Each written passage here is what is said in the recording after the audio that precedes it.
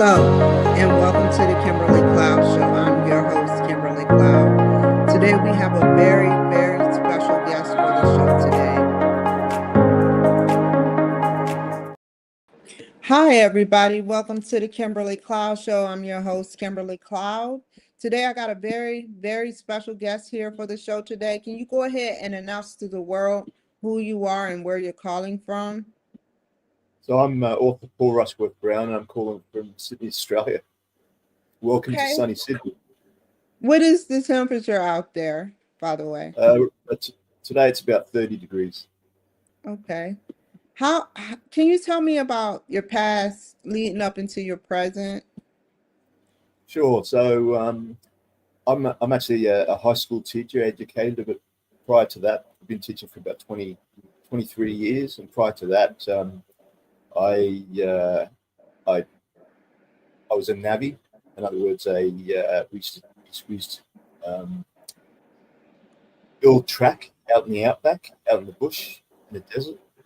And I was born in England, went to high school in Canada, and came out here to Australia in the 1980s, and have been here ever since. A wonderful place. Okay. And what is the culture? Tell me about the culture in Australia. Are we talking about First Nations culture? Or are we talking about, because there's Both, two, both? however. Okay. Yeah. Okay. So our sort of like culture probably would. I mean, I've been to the US a number of times, and I really don't think that our cultures are much different. Probably our sense of humor is a little bit more a little bit more quirky. But yeah, that modern westernized culture is pretty similar. First Nations culture, that's a whole new history that hopefully people will find out more about in my novel Outback Odyssey. Okay. And is the food like, how is the food? Do y'all eat like Americans? Like, how long does it take to get over to Australia from the United States? Oh, And yeah. it's like 24 hours. It's a long trip. So usually people stop up in Dubai or Hawaii, and yeah, it's a full day travel on the plane. So yeah, very difficult, but well worth it when you get here. Tell me about your book. Tell me about what it represents to you. Okay, so Outback Odyssey is at face value is a historical fiction, um, romance, adventure type story. Um, about a young man that emigrates to Australia in the 1950s. And at that time, they had the Australian government had a scheme called the £10 POM, or the migrant scheme. And the Australian government had an all-white policy, which obviously I disagree with, but most Australians do. But the idea was to give British people an opportunity to come to Australia, and the Australian government would pay for it. So they'd pay for their boat, they'd find them a job, they would get them somewhere to live, and that would only cost them $10 to do that. And my father was a £10 POM, what we call a £10 POM. He came out to Australia in the 1950s, so the novel Outback Odyssey is actually loosely based on his emigration and his time in the outback, his time working on a sheep station. And I mean, our sheep stations in the outback could be the size of England, so they're pretty huge properties. And then on the lower level, it's basically a novel that holds up a mirror for people to look at with regard to colonization, how um, how I'm sorry, I'm getting an Amber Alert. Sorry. Um, Go ahead. and so it's, if you look deeper into the novel is allegorical, and it looks at it doesn't preach, but it looks at things like the effects of colonization. It looks at the effects of that quiet racism, that type of thing. Now, is this quiet racism between a certain race, or is it all races? Is it one race? How does it work? Mainly, it's about look. It builds a beautiful tapestry of First Nations culture, and it's sort of like doesn't highlight. It's very quiet, and it sort of like identifies what effect British colonization had on First Nations people that have been living there for 60,000 years. And we have the thing called the stolen generation, where First Nations people were basically rounded up and put into orphanages and homes so that they could be made white, for lack of a better word. Would you just say they gave away? They were collected up, they were rounded up and put into orphanages, and basically westernized. They were taught to be white, to be white Australians, and of course they weren't allowed to use their own names, weren't allowed to speak their own language. Now back then, when we talk about First Nations people, there was something like maybe 300 tribes across Australia, 300 different mobs, and a lot of the First Nations language has been lost because of that. Who did this to the 300 tribes that lost their voice? Who? The government? Yeah, the Was it government. the main? Oh, wow. Wow. And how have y'all recovered culturally from that, or have y'all recovered? Well, they haven't recovered, or we haven't recovered, and that's partly what the book is about. It's about highlighting the beautiful tapestry of First Nations people, their culture, and embracing it, and that type of thing.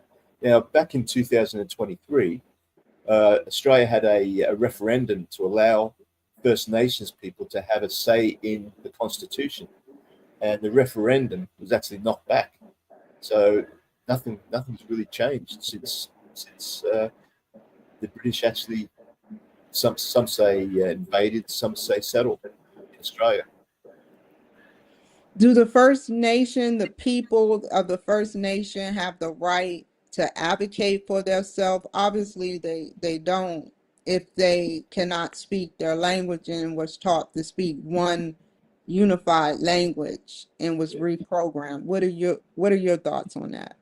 Look, I mean, there's a lot of people in Australia that want to see treaties. They want to see First Nations people with more of a say about how they live and their own lives. And the Outback Odyssey, the story, actually, as I say, it doesn't preach. It just in a quiet way holds up a mirror to basically any country that has been colonized. So it's even though it's about Australia, and it's about the Australian outback, and it's about Australian characters and that type of thing.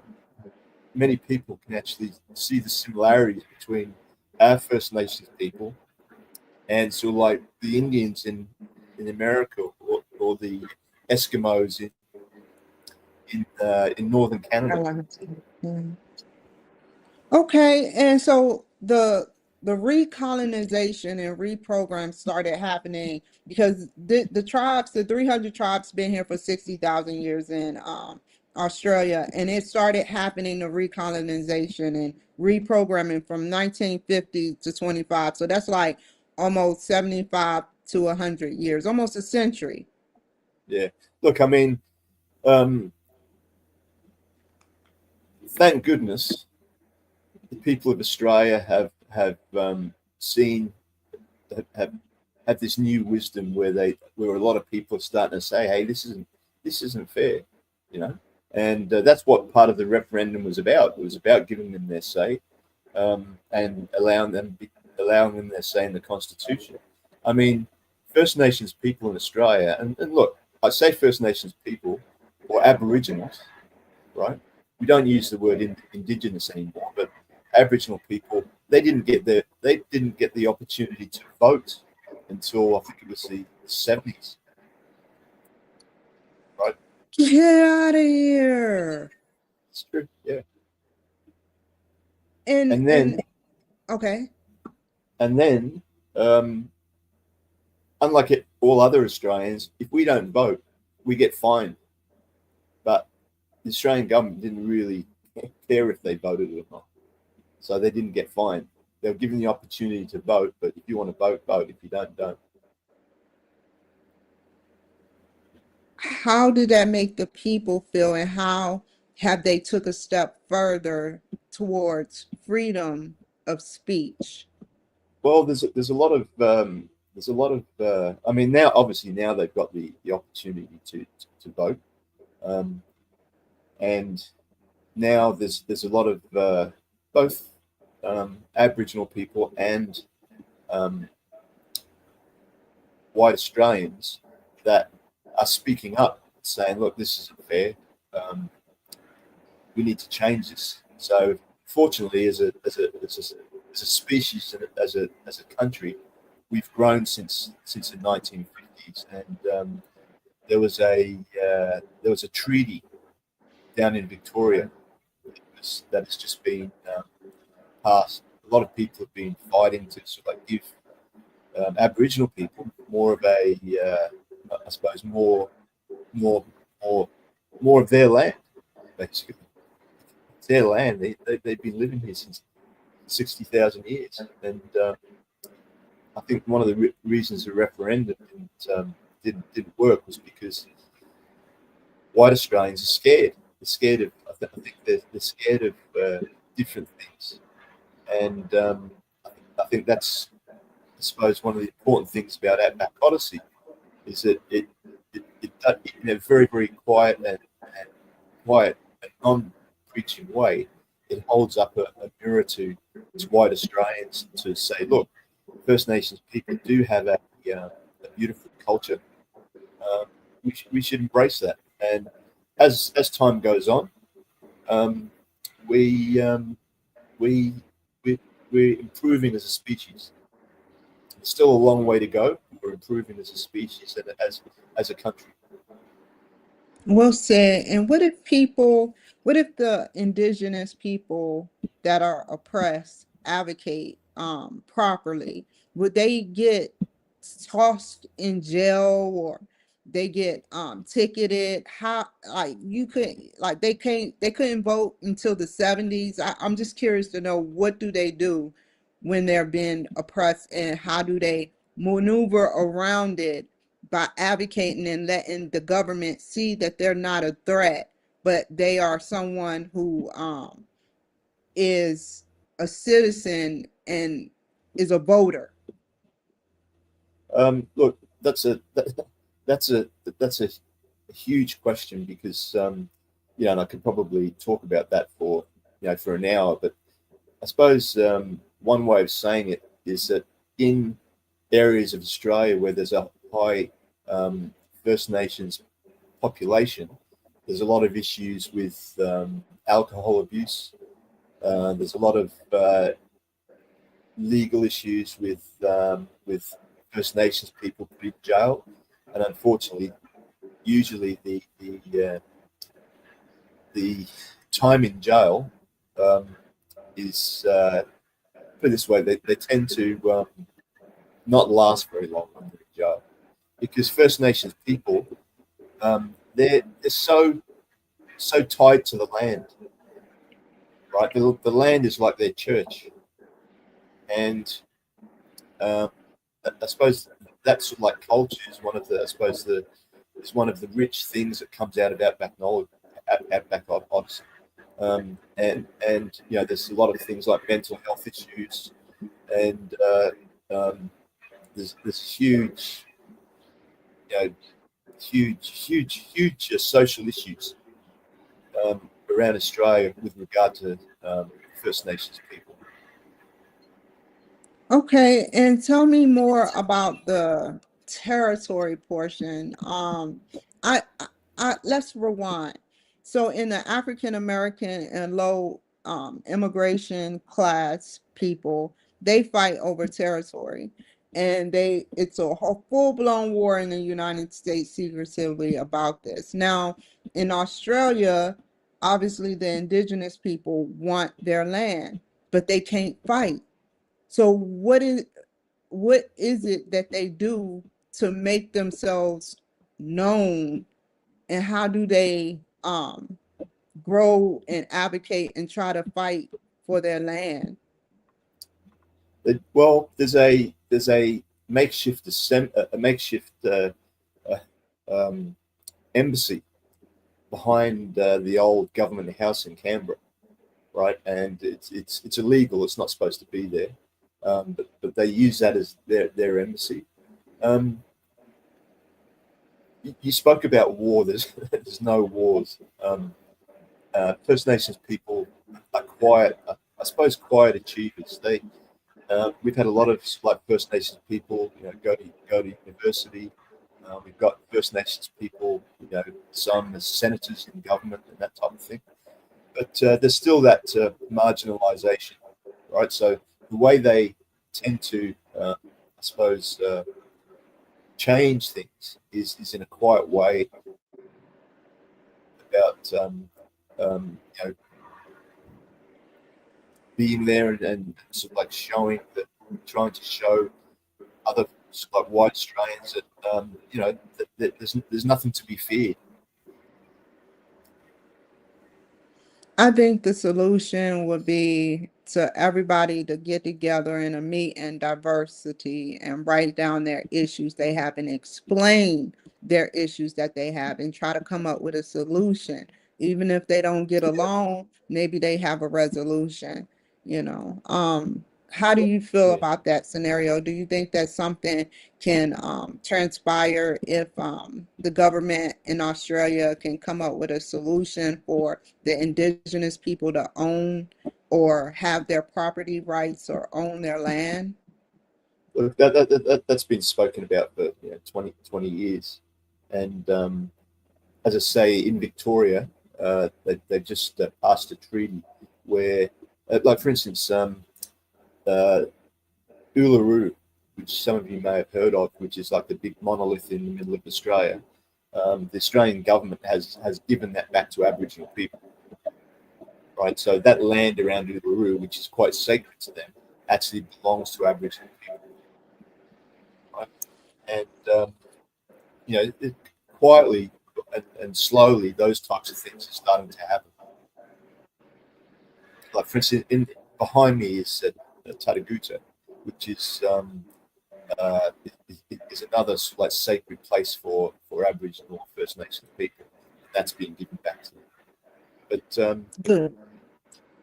slowly, and in Victoria, with that treaty, they and this is sort of like hot off the press. They will be given some of the crown land in that area. Okay, and that's pretty cool that some of them been given the land. So how far back, with technology is the indigenous people versus Australia? With Like, regard to do they technology, go ahead. Yeah. I'm sorry, what did you say? with regard to technology, Yeah, like is the indigenous people do they have like do they collaborate with Australian technology, or are they like the people who ride horses or something? Like, what is the indigenous people culture and their character? okay, so as I said before, First Nations people are very, very heavily tied to the land. Um, they they they believe in something called the dreaming, and it's something that white Australians can't really wrap their head around. It's sort of like, for instance, every rock, every plant, every animal is actually part of their culture and part of their essence of being Aboriginal. And they do. And look, as I said before, there's various different types of situations. I mean, we've got First Nations kids going to Australian schools in the city, and then on the other hand, there's families, say in Alice Springs, which is right out in central Australia, where there's sort of like I suppose a fenced-in, what you guys would call a reserve, and white Australians aren't allowed in there. They don't go in there, right? And I remember being there a few years ago, and I was driving on the outside of it in a taxi. I asked the taxi man, what's going on with all the fires over there? Like, you could see sort of like houses or wooden structures, and they say, oh, they're just fires, because the First Nations people, they rip up the wooden floorboards and build a fire to cook and that type of thing. And that's their culture. Oh, wow. So, if you had to give more information about your book, which you gave them enough, what would you say about your book to keep the readers? What would you say, some type of excerpt in the book that you can remember that you would say about how this culture, this indigenous culture, isn't, and I know how they are because you just said it, but how they is and how they have, tell me more about the storyline.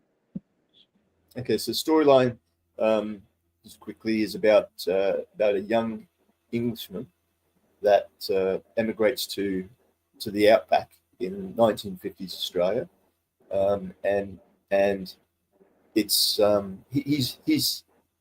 he feels like he doesn't belong anywhere, because he spent most of his childhood in an orphanage.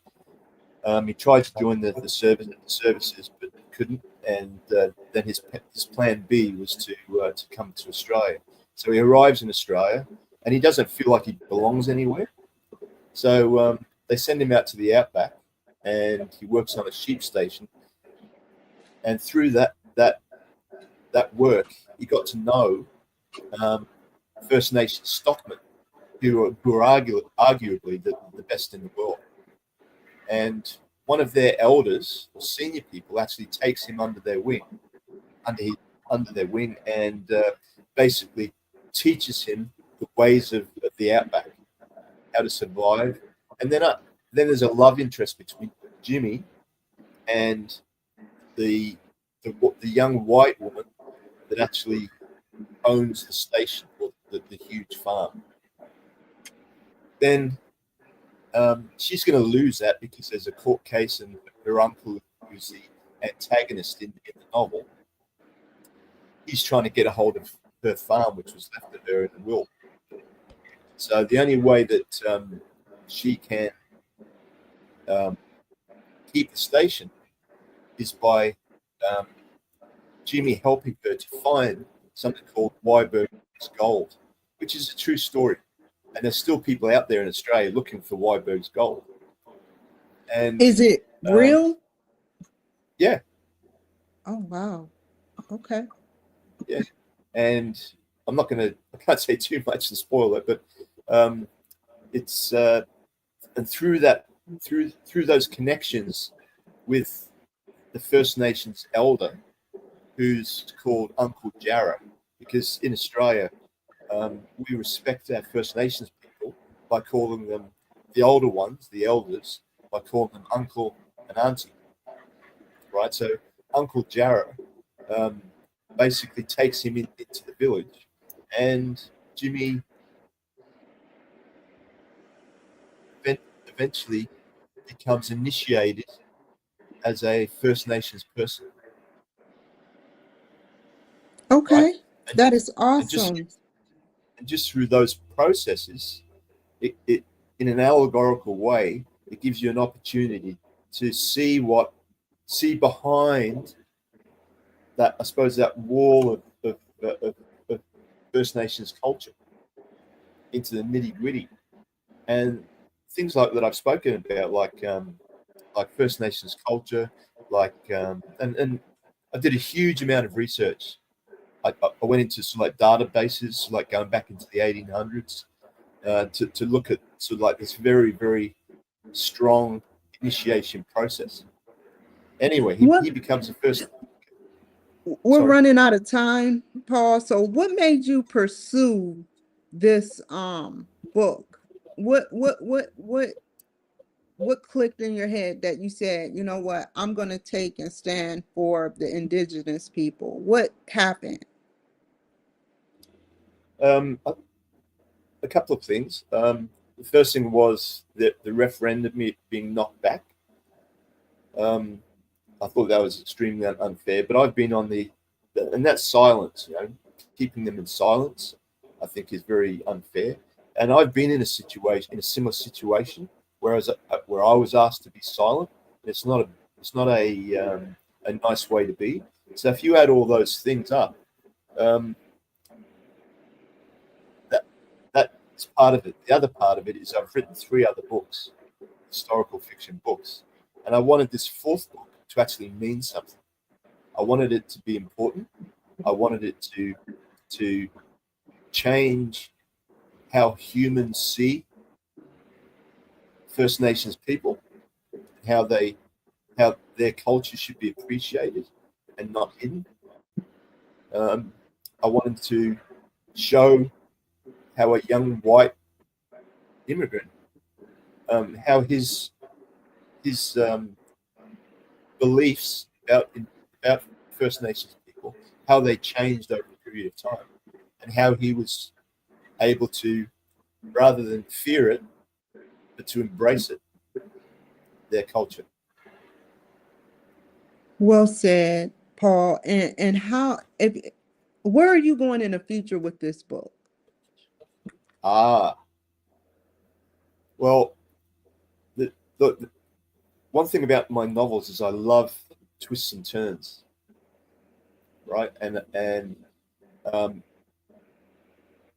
I finished the novel, but then after I finished that story at the end of the novel, I kept writing about it, put a few, I suppose, sparks into where the next novel could go, and then I said to be continued.